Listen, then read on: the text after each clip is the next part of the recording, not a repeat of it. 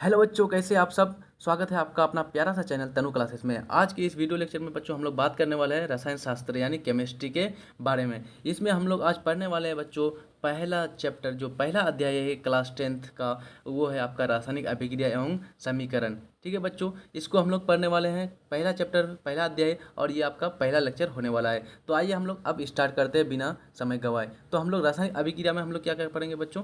आज हम लोग पढ़ेंगे रासायनिक अभिक्रिया किसको बोलते हैं, रासायनिक समीकरण के बारे में, संतुलित और असंतुलित समीकरण के बारे में, इन सारी चीज़ों के बारे में जानेंगे। अब थोड़ा सा हम लोग एग्जाम्पल के रूप में हम लोग देख लेते हैं बच्चों। रासायनिक अभिक्रिया, आपके हिसाब से रासायनिक अभिक्रिया किसको कहना चाहिए। देखिए बच्चों, हम लोग ने पहले पढ़े हैं रासायनिक परिवर्तन, पढ़े कि नहीं रासायनिक परिवर्तन।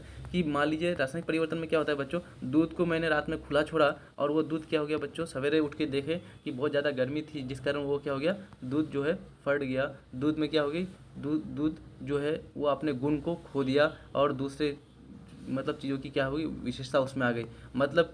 मतलब कि दूध जो है क्या हो गया यहाँ पर, अब अवशिष्ट के रूप में यहाँ पर हो गया। तो ये अब इस्तेमाल में नहीं आने वाला। तो यहाँ पर क्या हो गया, एक परिवर्तन हो गया। और इस परिवर्तन को हम लोगों ने क्या दिया था पहले 9th क्लास में नाम बच्चों, इसको बोले थे हम लोग रासायनिक परिवर्तन। क्या, रासायनिक परिवर्तन। मान लीजिए एक लोहा था, उसको हमने खुला छोड़ दिया, किस पर, वायुमंडल पर। इस लोहे को हम लोगों ने वायुमंडल पर खुला छोड़ दिया, तो इन्होंने क्या किया कि वायुमंडल से ऑक्सीजन को ग्रहण किया और फिर क्या है, जल, पृथ्वी से जल यानी नमी को प्राप्त किया और इसके साथ रिएक्ट किया। और इसके साथ रिएक्ट करके बच्चों क्या कर गया, इसमें जंग लग गया। और जैसे जंग लग गया तो ये क्या हो जाएगा बच्चों, ये आपका क्षय होने वाला, यानी क्या है, कमज़ोर हो जाएगा, पतली हो जाएगी। तो ये क्या हो जाएगा अब यहाँ पर, कि जिस तरह से काम देने वाला था उस तरह से नहीं होने वाला। तो यहाँ पर ये जो है लोहे में जंग लगना किस तरह का हो गया, एक परिवर्तन हो गया। और कौन सा परिवर्तन हो जाएगा बच्चों, रासायनिक परिवर्तन। कौन सा परिवर्तन, रासायनिक परिवर्तन। तो रासायनिक परिवर्तन से पहले बच्चों एक अभिक्रिया होती है, वो होती है रासायनिक अभिक्रिया। रासायनिक परिवर्तन होने के लिए रासायनिक परिवर्तन होने के लिए क्या होनी चाहिए, रासायनिक अभिक्रिया जरूरी है बच्चों। जब तक रासायनिक अभिक्रिया होगी नहीं तब तक रासायनिक परिवर्तन नहीं होगा। जैसे मैंने एग्जांपल जो दिया था यहाँ पर, देखिए लोहा वाला, यहाँ पर देखिए लोहे में जंग जंग लगने वाला। तो देखिए यहाँ पर आयरन है, आयरन यानी लोहा Fe। अब देखिए बच्चों ये क्या किया, किसके साथ रिएक्ट किया बच्चों, ये आपका ऑक्सीजन यानी कि O2 के साथ रिएक्ट किया, यानी अभिक्रिया किया, और जल के साथ H2O के साथ। अब देखिए बच्चों यहाँ पर H2O, O2 और आयरन के साथ रिएक्ट किया, और उसके बाद इसमें क्या हो गया बच्चों, जंग लग गया। जंग किस प्रकार का लगा, FeOH का होल 2 है ना बच्चों, फेरस हाइड्रोक्साइड।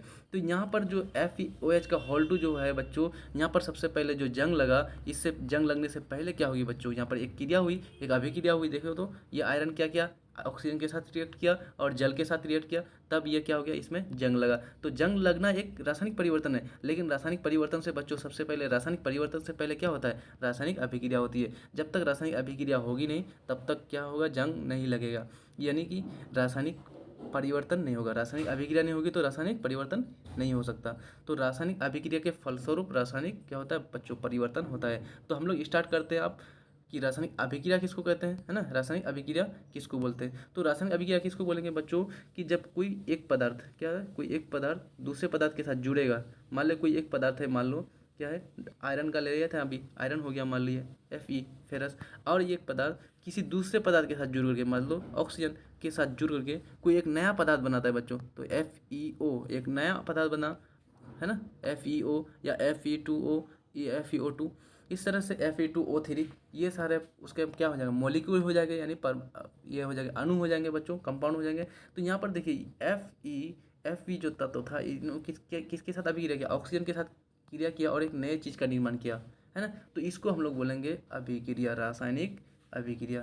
ठीक है बच्चों, जब क्या है, जब कोई एक पदार्थ दूसरे पदार्थ के साथ जुड़ करके एक नए पदार्थ का निर्माण करता है, और इसका जो गुण है नए पदार्थ का, इन दोनों के गुण से क्या होता है, साफ डिफरेंट होता है, अलग होता है। तो हम लोग इसको बोलेंगे क्या, रासायनिक अभिक्रिया। या फिर ऐसा होता है कभी बच्चों कि कोई एक पदार्थ, मान लो एक पदार्थ है संगमरमर CaCO3, यानी चूना पत्थर जिसको बोलते हैं। कोई एक अकेले पदार्थ क्या हो गया, टूट गया और वो टूट करके एक या दो से अधिक पदार्थों का क्या किया, निर्माण किया। जैसे CaCO3 जो था, ये टूटा, CaO बनाया और CO2 बनाया। तो देखो दो चीज़ बनाया, एक जगह बना रहा है क्या, एक जगह बना रहा है कैल्शियम ऑक्साइड, और एक जगह बना रहा है कार्बन डाइऑक्साइड, हो गया कैल्शियम ऑक्साइड, और ये बना रहा है कार्बन डाइऑक्साइड। तो ये एक अकेला पदार्थ क्या हो रहा है बच्चों, यहाँ पर दो चीज़ का निर्माण कर रहा है, एक कैल्शियम ऑक्साइड का और एक कार्बन डाइऑक्साइड का।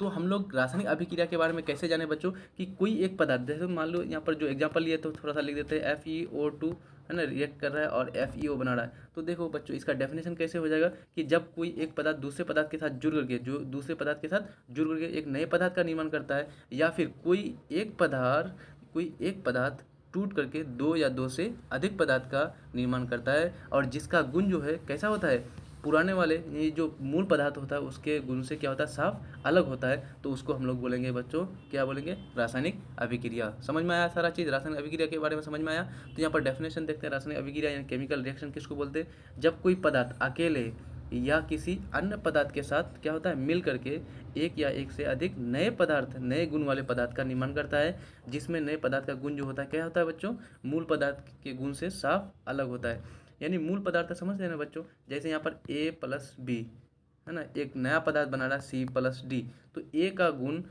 C और D के गुण से के साथ मैच नहीं करेगा, यानी सी और डी का जो गुण है बच्चों ए से भी अलग होगा और बी से भी अलग होगा। यानी कि जो नया पदार्थ बन रहा है मूल पदार्थ के गुण से क्या होगा, साफ अलग होगा। इसको हम लोग बोलेंगे रासायनिक अभिक्रिया, केमिकल रिएक्शन। यानी कि जब कोई अकेले पदार्थ क्या अकेले या किसी के साथ क्या मिल करके बनाएगा, क्या एक या एक से अधिक नए पदार्थ का निर्माण करेगा, और उसका गुण जो होगा मूल पदार्थ से क्या होगा, अलग होगा।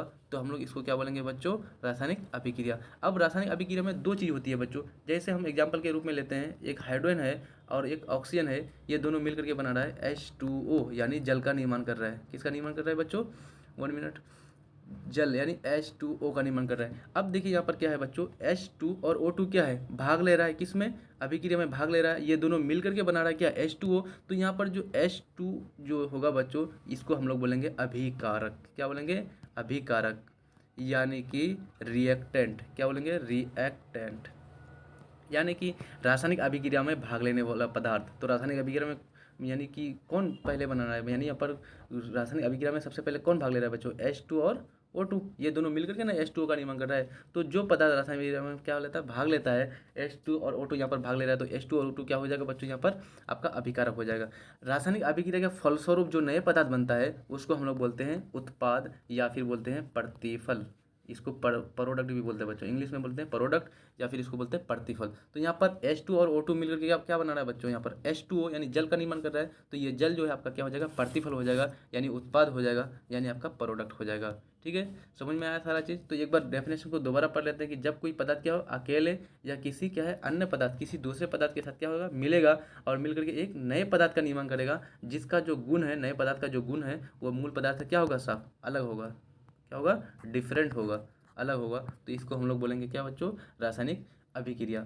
अब यहाँ पर एक होता है रिएक्टेंट और होता है प्रोडक्ट। तो यहाँ पर देखिए A+B भाग ले रहा है एक अभिक्रिया में और निर्माण कर रहा है किसका, C+D का। C+D का किसका निर्माण कर रहा है बच्चों, C+D का। तो यहाँ पर देखते हैं हम लोग, ये A और B दोनों मिला और C+D का निर्माण किया। तो ये A और B को हम लोग क्या बोलेंगे, अभिकारक बोलेंगे। जो नया पदार्थ बन रहा है C+D, इसको हम लोग बोलेंगे प्रोडक्ट, यानी प्रतिफल। ठीक है, समझ में आया यहाँ तक आपको। तो अब यहाँ पर बात कर लेते हैं थोड़ा सा कि रासायनिक अभिक्रिया के बारे में, यानी उसके गुण धर्म के बारे में। तो रासायनिक अभिक्रिया क्या होगा, इसमें रंग होता है बच्चों। जैसे ZnSO4 एक नए पदार्थ का निर्माण हो रहा है, तो इसका जो कलर होगा वो अलग होगा। जैसे CuSO4 कॉपर सल्फेट, तो इसका जो रंग होगा अलग होगा। जैसे आपका बन रहा है NaSO4 Na2SO4 यानी सोडियम सल्फेट, तो इसका भी रंग क्या होगा बच्चों, अलग होगा। तो रासायनिक अभिक्रिया के फलस्वरूप जो नया पदार्थ बनता है बच्चों, उसमें क्या होगा, रंग क्या होता है, डिफरेंट होता है, सबका कलर क्या होता है बच्चों, अलग अलग होता है। अब यहाँ पर बात करता है दूसरा पॉइंट के रूप में, भौतिक अवस्था। तो रासायनिक अभिक्रिया में जो भाग लेता है बच्चों पदार्थ, उसकी भौतिक अवस्था क्या हो सकती है, अलग अलग हो सकती है। जैसे H2 जो भाग ले रहा था, H2 और O2 मिलकर के जो आपका H2O बना रहा था बच्चों, जल। तो यहाँ देखो H2 किस आपका अवस्था में, गैस अवस्था में, G है ना, गैस अवस्था में। ऑक्सीजन वो भी गैस अवस्था में है। लेकिन H2O जो जल बन रहा है बच्चों, किस अवस्था में हो रहा है, लिक्विड अवस्था में, है ना। तो यहाँ पर यही याद रखना है आपको, भौतिक अवस्था किस तरह से दिया जाता है। तो भौतिक अवस्था किस तरह से लिखा जाता है, मैं आपको यहाँ पर लिख करके दिखा दूँ। अगर मान लीजिए भौतिक अवस्था लिखनी है, तो हाइड्रोजन यहाँ पर H2 लिखे, तो यहाँ पर कोष्ठ यानी ब्रैकेट में बच्चों आपको गैस देना पड़ेगा। और इस तरह से ऑक्सीजन बन रहा है O2, ऑक्सीजन के साथ रिएक्शन कर रहा है तो यहाँ पर G। अब यहाँ पर अभिक्रिया के लिए यह तीर चिन्ह दे देंगे। उसके बाद बन क्या रहा है बच्चों, H2O का निर्माण हो रहा है। तो H2O क्या है बच्चों, ये H2O जो है जल है ना, वाटर है ना, यानी लिक्विड है, तो यहाँ पर L दे देंगे क्या है कोष्टक में।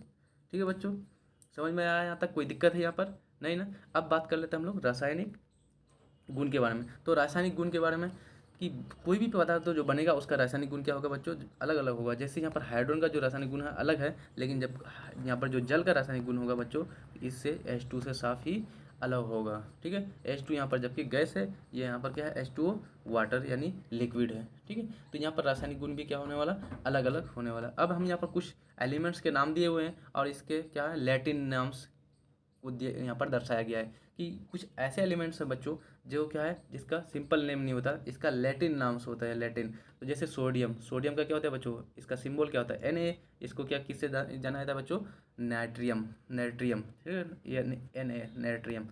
और उसके बाद पोटेशियम बच्चों, पोटेशियम तो इसको K से डिनोट किया था सिंबल। यहाँ पर पोटेशियम का क्या होता है कैलियम। ठीक है, पोटेशियम का K से दर्शाया जाता है। कॉपर, कॉपर का होता है क्यूप्रस, Cu से दर्शाया जाता है। आयरन का होता है Fe।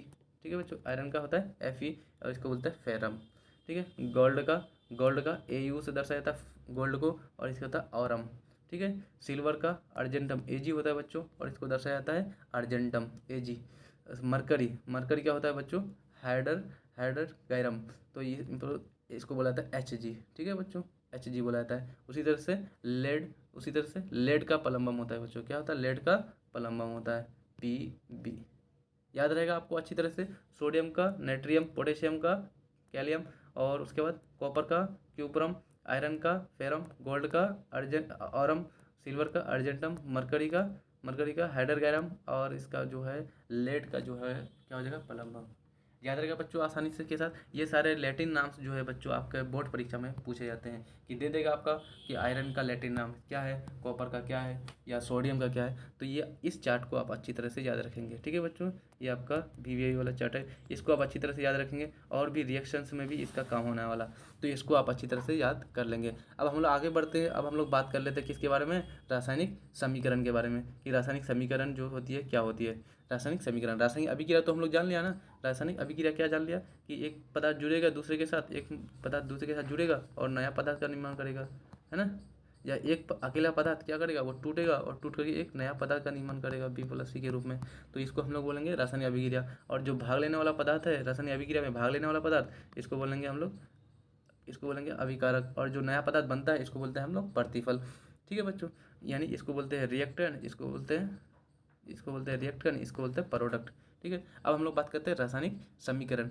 अब देखिए बच्चों कि रासायनिक अभिक्रिया को जिन जिन क्या है सूत्रों और संकेतों के द्वारा दर्शाया जाता है। देखिए हम यहाँ पर एग्जाम्पल के रूप में लेते हैं H2 और O2 जो है बन रहा है क्या H2O। तो यहाँ पर देखिए बच्चों इसको कोई आदमी क्या है वो किस तरह से बोल सकता है कि हाइड्रोजन ऑक्सीजन के साथ अभिक्रिया करके क्या बना रहा है, जल बना रहा है। हाइड्रोजन ऑक्सीजन के साथ अभिक्रिया करके जल बनाता है, इस तरह से बोलेगा। लेकिन हमने क्या किया, उसको डायरेक्ट शॉर्ट फॉर्म में लिख दिया H2 + O2 और अभिक्रिया के बना दिया H2O, इस तरह से लिख दिया। तो ये क्या हो गया बच्चों, ये आपका शॉर्ट फॉर्म में हो गया, यानी ये फॉर्मूला के रूप में मैंने लिख दिया इसको, यानी सूत्र के रूप में। इसके किसके साथ, संकेत के साथ, कि वो बोलने वाला जो था क्या क्या बोला कि हाइड्रोजन ने किसके साथ अभिक्रिया किया, ऑक्सीजन के साथ। तो हमने भी वैसे ही कर दिया, हाइड्रोजन ने किसके साथ अभिक्रिया किया, ऑक्सीजन के साथ, और अभिक्रिया क्या बनाया, जल बनाया, तो जल बना दिया। तो हमने इसमें क्या किया बच्चों, डायरेक्ट सूत्र को लिख दिया किसके साथ, सिंबल के साथ, उसका हाइड्रोजन का H, ऑक्सीजन का O और जो जल बना यहाँ पर H2O, दोनों मिलकर के बनेंगे। ठीक है, तो अब यहाँ पर क्या होगा, रासायनिक समीकरण का डेफिनेशन क्या होगा, केमिकल इक्वेशन का, कि रासायनिक अभिक्रिया को जिन सूत्र क्या जिन फॉर्मूला के द्वारा, फॉर्मूला यानी सूत्र और संकेतों के द्वारा दर्शाया जाता है, सूचित किया जाता है, उसको हम लोग क्या बोलते हैं, रासायनिक समीकरण बोलते हैं। क्या बोलते हैं बच्चों, रासायनिक समीकरण बोलते हैं। यहाँ पर एग्जाम्पल के रूप में दिया हुआ है, देखो Na और क्या बोलता है Cl2, दोनों अभिक्रिया कर रहा है, क्या Na और Cl2, और मिल रहा है ये लोग बना रहा है NaCl, क्या बना रहा है NaCl। तो यहाँ पर Na और Cl2 ये दोनों रिएक्शन किया और NaCl बनाया। तो हमने इसमें क्या किया बच्चों, इसका संकेत और सूत्र को इस्तेमाल किया, संकेत का इस्तेमाल किया ना। सोडियम का क्या होता है नाइट्रियम Na ले लिए, क्लोरीन क्लोरीन Cl ले लिए, तो यहाँ पर बना है NaCl यानी सोडियम क्लोराइड बना लिया। तो ये इसमें हम लोग क्या करते हैं बच्चों, डायरेक्ट इनके सूत्र को, डायरेक्ट इसके संकेतों का इस्तेमाल करके हम लोगों ने बना दिया। तो इसको हम लोग बोलेंगे रासायनिक समीकरण। अब डेफिनेशन जान लेते हैं। रासायनिक अभिक्रिया को जिन क्या है सूत्रों या संकेतों के द्वारा सूचित किया था उसको हम लोग रासायनिक समीकरण बोलते हैं। जैसे अब यहाँ पर बच्चों देखिए, रासायनिक अभिक्रिया किसको बोलेंगे, ये वाला जो चीज़ है ये रासायनिक अभिक्रिया के इस तरह से लिखा जाएगा, लेकिन इसको हमने शॉर्ट फॉर्म में इस तरह से लिखा, तो इसको हम लोगों ने बोला रासायनिक समीकरण, केमिकल इक्वेशन। ठीक है, देखो इसमें क्या दिया हुआ है, देखो सोडियम को क्लोरीन के साथ अभिक्रिया करने पर क्या बनता है, सोडियम क्लोराइड बनता है, इस तरह से दे देगा। लेकिन जिन्होंने जानता है रासायनिक समीकरण को लिखना, उसने क्या किया, Na लिखा और Cl2 लिखा और उसके बाद बना दिया NaCl यानी सोडियम क्लोराइड।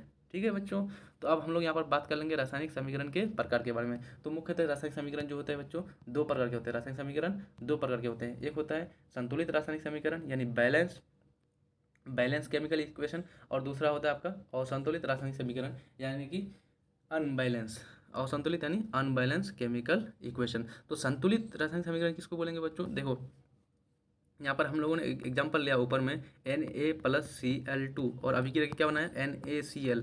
अब देखिए बच्चों, रासायनिक संतुलित में क्या होता है कि जितना भी परमाणु होते हैं उसका क्या होता है, दोनों तरफ जो है परमाणु, जो दोनों तरफ जो है परमाणु द्रव्यमान, परमाणु संख्या क्या होती है, समान होती है। अब देखिए जैसे क्लोरीन इधर कितना परमाणु है बच्चों, दो है ना, Cl2 दो है, तो इधर क्या है देखो, तो यहाँ पर एक है, तो यहाँ पर क्या करना पड़ेगा, इसको दो करना पड़ेगा। अब दो करने के लिए क्या किया हम लोग, इसके आगे डाल दिए दो, तो यहाँ पर क्या हो गया, अब देखो ये Cl जो है इसके बराबर हुआ कि नहीं, ये Cl को यहाँ पर आगे में क्या है, Cl का एक है, ये एक दो के साथ गुना होगा तो कितना हो गया, दो, यहाँ पर क्लोरीन दो है तो हो गया बराबर। अब लेकिन इस दो के डालने से यहाँ पर Na जो है ये भी डबल हो गया, तो Na डबल हो गया, तो ये Na जो है इसके सामने क्या डालेंगे बच्चों, टू डाल देंगे, तो ये हो जाएगा 2Na, बराबर हुआ कि नहीं। जैसे ऊपर का एग्जांपल देख लेते हैं हम लोग बच्चों, यहाँ पर देखिए Na और Cl2 मिलकर के NaCl बना है, तो Na यहाँ पर कितना मात्रा में, एक, और यहाँ पर Cl2 कितना मात्रा में, दो, तो Cl2 यहाँ पर दो है लेकिन यहाँ पर क्या है, एक है, तो इसको बैलेंस करने के लिए क्या किया हम लोग ने, Na और Cl2 अभिक्रिया NaCl, तो यहाँ पर देखें Cl2 था ना यहाँ पर, तो यहाँ पर हम लोगों ने क्या कर दिया, टू डाल दिया, और इस टू के डालने से Na भी क्या टू हो गया, तो यहाँ पर टू डाल दिए, तो ये हो गया आपका बैलेंस यानी कि संतुलित रासायनिक समीकरण। तो संतुलित रासायनिक समीकरण दो प्रकार के होते हैं, एक होता है संतुलित रासायनिक समीकरण क्या होता है, दो प्रकार के होते हैं, एक होता है संतुलित और एक होता है असंतुलित। तो संतुलित हम लोगों ने जान लिया। बैलेंस कैसे होता है बच्चों, यहाँ पर क्या होगा कि परमाणु की संख्या जो है सारा सबका क्या होगा बच्चों, यहाँ पर परमाणु जो भाग लेगा बराबर हो जाएगा। वह रासायनिक समीकरण जिसके अभिकारक और प्रतिफल की मात्रा क्या होती है, समान होती है। प्रतिफल की मात्रा कैसी होती है, समान होती है, उसको बोलते हैं संतुलित रासायनिक समीकरण। क्या बोलते हैं बच्चों, संतुलित रासायनिक समीकरण। एग्जाम्पल के रूप में यहाँ पर दिया हुआ संतुलित, मैग्नीशियम जो है वो जल के साथ अभिक्रिया कर रहा है और मैग्नीशियम हाइड्रोक्साइड बना रहा है, और साइड में इसका हाइड्रोजन गैस का निर्माण हो रहा है, फॉर्मेशन हो रहा है। देखिए बच्चों, जहाँ भी गैस का निर्माण होता है ऊपर का चिन्ह दिया जाएगा, ऐसे तीर का चिन्ह देंगे ऊपर की तरफ। ठीक है, जहाँ पर अवक्षेप के रूप में कोई चीज डिपोजिट होता है, तो उसको क्या करेंगे बच्चों, नीचे की ओर डालेंगे यहाँ पर तीर के रूप में। ठीक है, कोई गैस होगा तो वहाँ पर G देंगे, लिक्विड होगा तो L देंगे, सॉलिड होगा तो S देंगे। ठीक है बच्चों, यहाँ पर कोई सॉल्यूशन, अगर जलीय सॉल्यूशन होगा तो AQ डालेंगे। ये सारी चीज़ आपको ऑलरेडी मालूम होगा। ठीक है, ये सारी चीज़ आपको हम बीच बीच में फिर बताते रहेंगे। तो यहाँ पर देखिए क्या होगा, देखिए यहाँ पर Mg मैग्नीशियम का कितना यहाँ पर परमाणु है बच्चों, एक, तो यहाँ पर मैग्नीशियम देखो तो एक बराबर हो गया। अब हाइड्रोजन का यहाँ पर कितना है, हाइड्रोजन का इस पर देखते हैं, यहाँ पर दो है, और यहाँ पर देखिए ब्रैकेट में के बाहर दो है ना बच्चों, ये बाहर ब्रैकेट के बाहर दो, तो ये H के लिए कितना हो गया, दो, तो ये दो और यहाँ पर इधर का दो, तो मिलकर के कितना हो गया, चार। तो इस साइड में कितना हो गया परमाणु, हाइड्रोजन चार हो गए। इस साइड में देखो तो इस साइड में दो था ना, देखिए हम यहाँ पर एग्जांपल Mg, अभी बैलेंस नहीं है, इसको बैलेंस कर रहे हैं, MgH2O मिल रहा है और बन रहा है MgOH का होल 2 प्लस H2। अब देखिए यहाँ पर हम लोग कर रहे हैं इसको बैलेंस। तो देखिए सबसे पहले हम लोग देख लेते हैं यहाँ पर मैग्नीशियम क्या है, Mg एक है, यहाँ भी मैग्नीशियम एक है। ठीक है, बराबर हो गया। अब यहाँ पर हाइड्रोजन कितना है बच्चों, दो है, यहाँ पर हाइड्रोजन दो, यहाँ पर लेकिन इस हाइड्रोजन के अलावा यहाँ पर भी हाइड्रोजन दो है। देखिए बाहर में दो है हॉल में, तो ये दो और दो कितना हो गया बच्चों, चार हो गया ना, तो इधर भी चार करना पड़ेगा। तो यहाँ पर पहले से यहाँ पर कितना है, दो है, अगर यहाँ पर आगे इसका दो डालते हैं तो ये दो दो गुना हो गया, कितना हो जाएगा बच्चों, चार, तो बराबर हो जाएगा।